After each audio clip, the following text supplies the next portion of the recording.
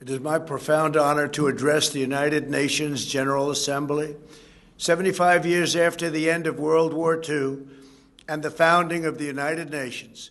We are once again engaged in a great global struggle. We have waged a fierce battle against the invisible enemy, the China virus, which has claimed countless lives in 188 countries. In the United States, we launched the most aggressive mobilization since the Second World War. We rapidly produced a record supply of ventilators, creating a surplus that allowed us to share them with friends and partners all around the globe. We pioneered life-saving treatments, reducing our fatality rate 85% since April.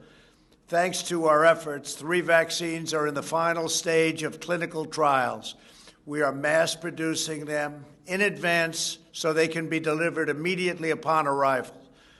We will distribute a vaccine. We will defeat the virus. We will end the pandemic. And we will enter a new era of unprecedented prosperity, cooperation, and peace. As we pursue this bright future, we must hold accountable the nation which unleashed this plague onto the world, China. In the earliest days of the virus, China locked down travel domestically while allowing flights to leave China and infect the world. China condemned my travel ban on their country, even as they canceled domestic flights and locked citizens in their homes. The Chinese government and the World Health Organization, which is virtually controlled by China, falsely declared that there was no evidence of human-to-human transmission. Later, they falsely said people without symptoms would not spread the disease. The United Nations must hold China accountable for their actions. In addition, every year, China dumps millions and millions of tons of plastic and trash into the oceans, overfishes other countries' waters, destroys vast swaths of coral reef, and emits more toxic mercury into the atmosphere than any country anywhere in the world. China's carbon emissions are nearly twice what the U.S. has, and it's rising fast.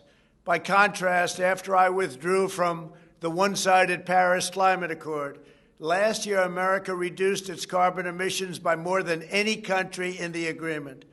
Those who attack America's exceptional environmental record while ignoring China's rampant pollution are not interested in the environment. They only want to punish America, and I will not stand for it. If the United Nations is to be an effective organization, it must focus on the real problems of the world.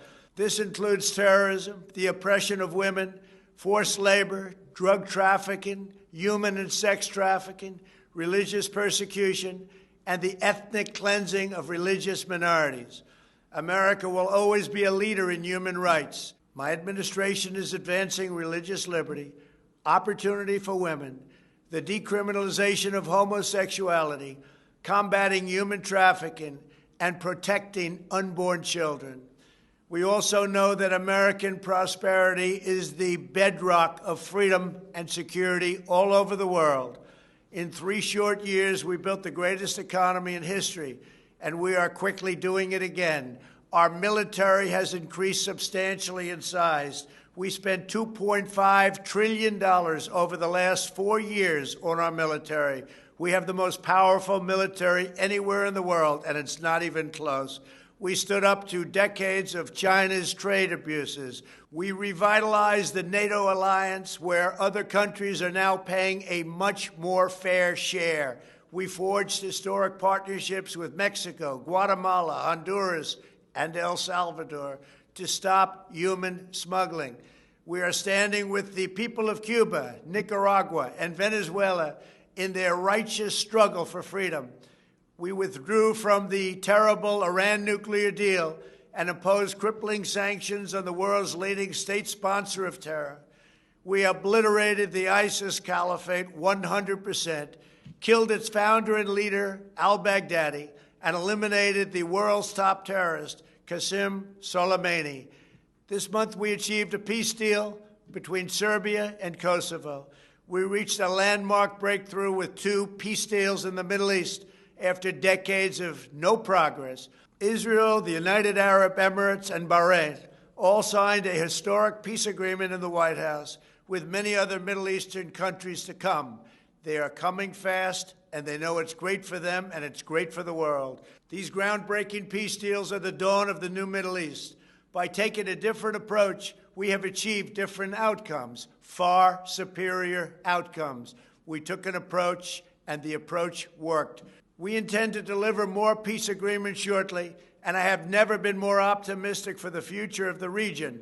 There is no blood in the sand. Those days are hopefully over. As we speak, the United States is also working to end the war in Afghanistan, and we are bringing our troops home. America is fulfilling our destiny as peacemaker, but it is peace through strength. We are stronger now than ever before. Our weapons are at an advanced level like we've never had before, like, frankly, we've never even thought of having before. And I only pray to God that we never have to use them. For decades, the same tired voices proposed the same failed solutions, pursuing global ambitions at the expense of their own people. But only when you take care of your own citizens will you find a true basis for cooperation.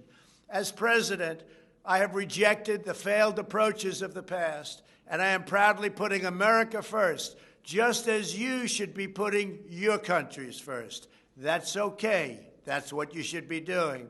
I am supremely confident that next year, when we gather in person, we will be in the midst of one of the greatest years in our history, and frankly, hopefully, in the history of the world. Thank you. God bless you all. God bless America. And God bless the United Nations.